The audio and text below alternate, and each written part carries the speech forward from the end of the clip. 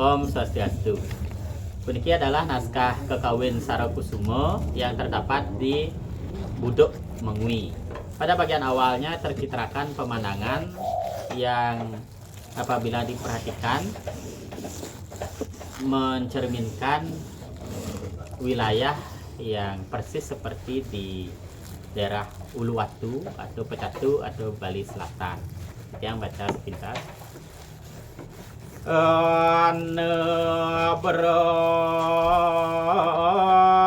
Brahmana suasilanya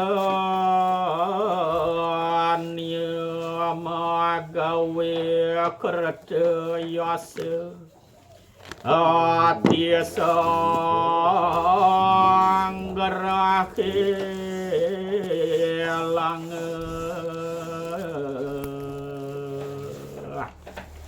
ada seorang pandita, seorang brahmana yang melakukan sebuah laku atau kertayasa, sebuah pelaksanaan yang berkaitan dengan lange atau keindahan.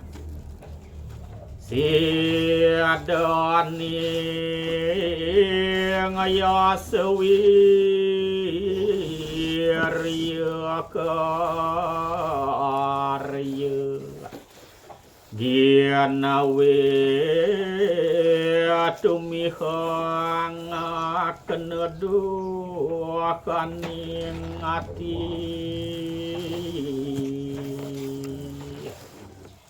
laku atau yang dikerjakan oleh beliau yaitu suatu usaha untuk menghibur hati, mencari keindahan. Muang swastaning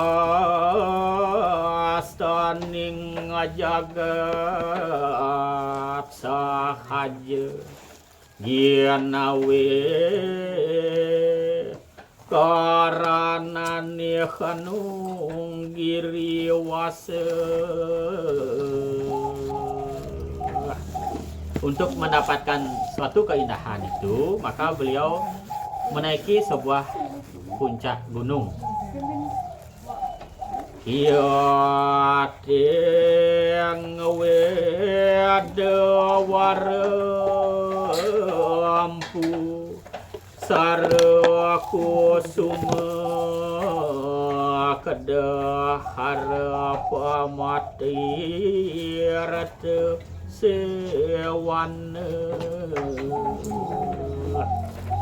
Kemudian dengan puja yang beliau lakukan, dan di sini tersurat Sarakusuma yang mungkin adalah maksudnya judul atau penamaan karya yang beliau buat ini adalah berjudul Sarakusuma dan bertujuan Atirta Sewana. Itu yang terjemahkan di sini adalah menyucikan diri beliau. Dalam hal penyucian itu ada yang menyucikan diri dengan weda, pujian secara fisik dan secara rohani. Nah luang wakasan nianis paripura layang nasanusupeng wana. Dilanjutkan perjalanan beliau yang menaiki sebuah gunung. Beliau memasuki hutan. Dan dia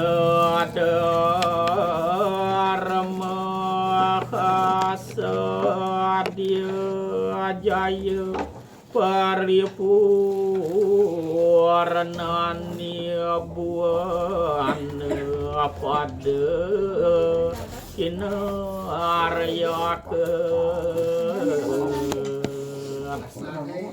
pada bagian ini menurut Titiang memiliki arti atau pemaknaan ganda.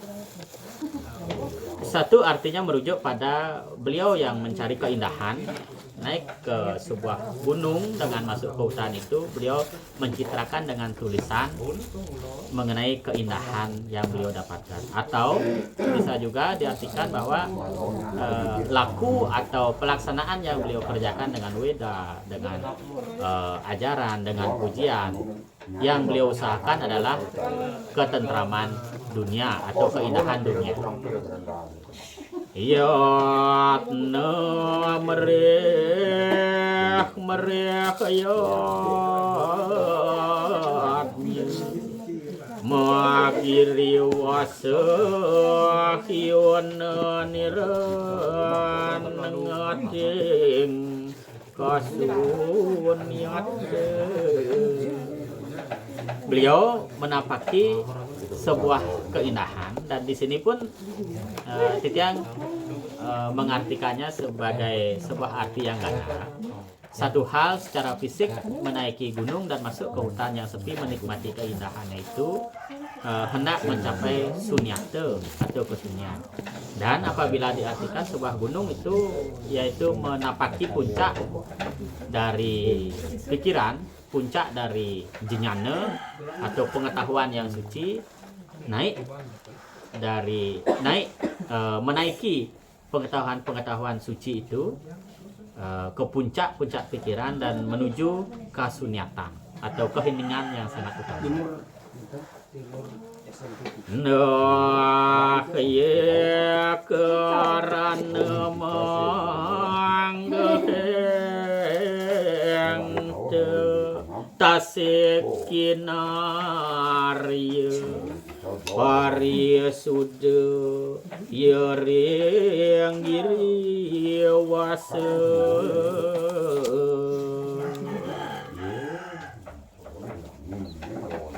Mohon maaf, kita yang ulang. Nah ya karana manggeng ate sakinarya pariya suda yereng giri wasa. Sehingga beliau mendapatkan kesucian di sebuah gunung dengan keindahan yang ditapaki oleh beliau. Di sini pun memiliki arti yang ganda bahwa gunung secara fisik berarti sebuah dataran tinggi yang beliau tuju dengan melalui keindahan-keindahan yang ada di dalamnya. Dan apabila gunung tersebut atau giri itu diartikan sebagai sebuah puncak-puncak pikiran, berarti beliau menapaki ajaran-ajaran pengetahuan atau jinyana itu untuk menemui kasunyatan yang tertinggi.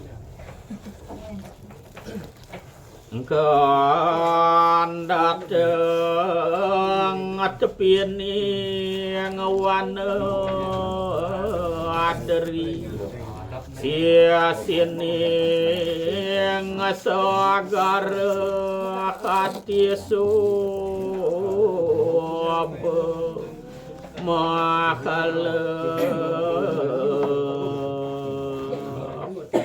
perjalanan beliau menuju puncak gunung itu, tibalah beliau di tepian sebuah hutan, dan di sana beliau menemui segara atau samudra yang sangat menyejukkan atau sangat indah. Apabila segara ini diartikan sebagai sebuah lautan, maka kemungkinan ini yang tidak maksud pemandangan yang dicitrakan di sini adalah seperti di wilayah Bali Selatan atau di wilayah Uluwatu, yaitu sebuah pemandangan yang ketika menaiki puncak atau dataran tinggi di hutan-hutan wilayah Bali Selatan itu bertemu dengan segara atau bertemu dengan lautan yang sangat menyejukkan, sangat indah. Namun apabila segara ini diartikan sebagai danu atau danau, karena di beberapa wilayah seperti di Batur, danau itu juga disebut dengan segara, kemungkinan ini tidak mencerminkan wilayah yang kita maksud di Bali Selatan itu. Yang lanjut.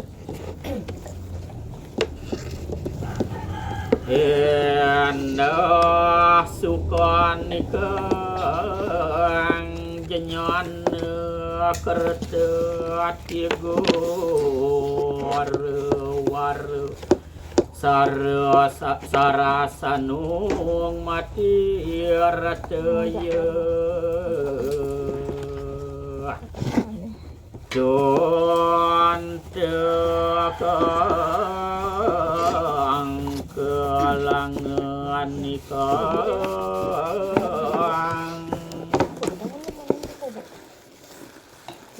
giriwana mas semuanya moksa lang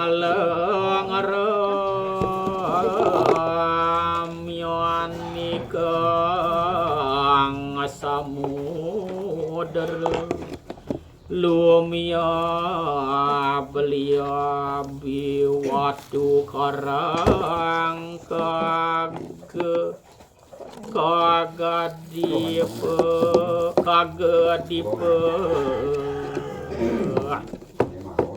Kemudian tiba beliau di tepian hutan sebuah pegunungan itu. Maka beliau melihat pemandangan di segara atau lautan itu dengan gelombang di lautan itu yang meluap-luap. Gelombang-gelombang yang disajikan oleh lautan itu sangat indah sekali dan menerpa batu karang yang ada di pesisir itu. Apabila kita menerjemahkan secara konteks dari pembukaan Kakawin Sarakusumo ini, apabila ini kita rujuk pada pengertian sebuah danau, tidaklah tepat seperti itu, karena yang ditunjukkan atau dicitrakan dalam pemandangan ini adalah sebuah lautan atau pantai dengan gelombang yang menerpa batu karang yang ada di pesisir itu. Dan Titiang justru tertuju kepada sebuah pemandangan yang dicitrakan di sini seperti yang kita lihat di wilayah Bali Selatan atau di sekitaran Uluwatu.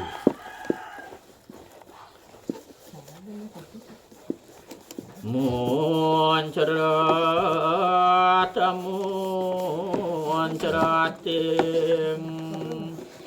tulalaya sami samaje mangunika ngariris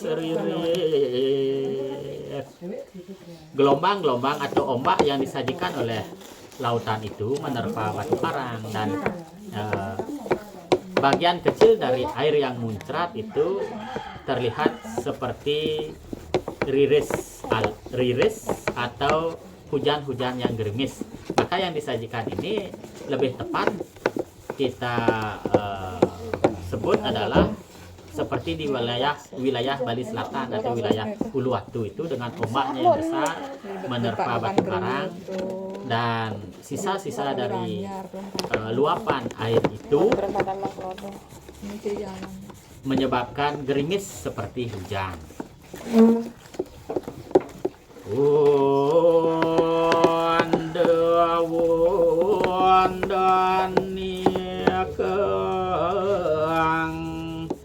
Banyu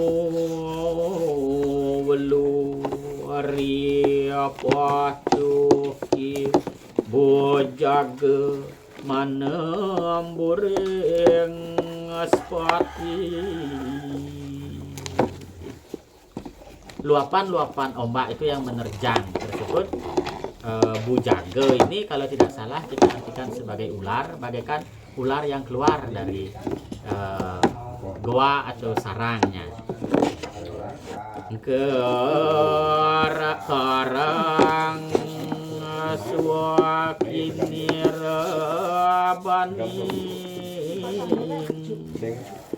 karang suakinirabaning riresikang banyu teke magawe kuwong.